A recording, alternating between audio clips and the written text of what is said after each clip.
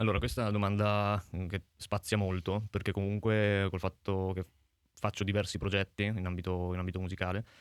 è un po' difficile definirlo, nel senso che per ogni progetto ovviamente vado a ricercare una sonorità di un certo tipo. Un altro progetto di cui parlo è Gardenia, un progetto che ho iniziato nel 2023 insieme a Ale 666, che è un fumettista, nonché mio coinquilino,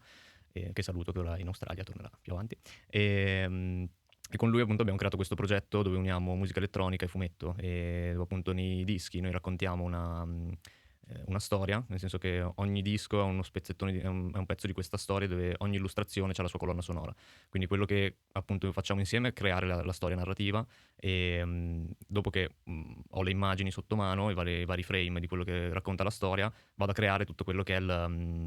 è diciamo l'ambiente, l'atmosfera, quindi una sorta di colonna sonora però di un fumetto, insomma, cosa che non so, ci diverte molto fare, è molto, molto, molto bella. E quindi su quello lì vado a ricercare un sound non tanto oscuro come può essere magari quando col progetto Salix, è un pochino più, come dire, cioè ha sempre tonalità magari un po' più scure, però è molto più basato appunto su spazialità, nel senso grandi riverberi, lì ci sono anche diversi strumenti come la chitarra super effettata e andando un po' a mescolare tutte queste cose e in live questa cosa la portiamo con io che appunto faccio un live set suonando vari strumenti e l'altro ragazzo invece che fa live painting, quindi questo qua appunto il progetto Gardenia è una cosa che rimane un po' a sé. Mentre col progetto Salix sono partito facendo neurofunk all'inizio, perché insomma, è stato un po' il primo approccio che ho avuto anche da spettatore, insomma, da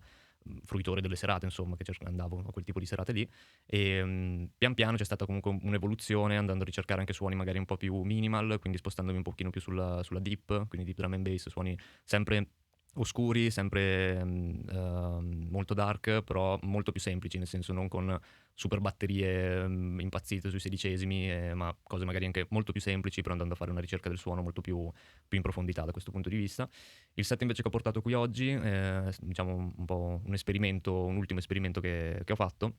dove sono andato a ricercare, cioè mi sono ispirato molto a un'etichetta che era molto attiva fino al 2018-2019, che è etichetta italiana, Singularity Audio, che appunto mantengono questi suoni molto dark, però con batterie più lente, possiamo dire, nel senso che i BPM sono sempre gli stessi, però magari spostano il colpo del rullante o della cassa in modo tale che risulti comunque una ritmica sincopata, però anziché essere mi viene da dire saltellante, come può essere magari nella D&B un po' più classica, e risulta molto più spezzata. Quindi questa cosa, cioè, si ha la percezione che non sia magari drum and bass o appunto a 170, ma comunque lo è.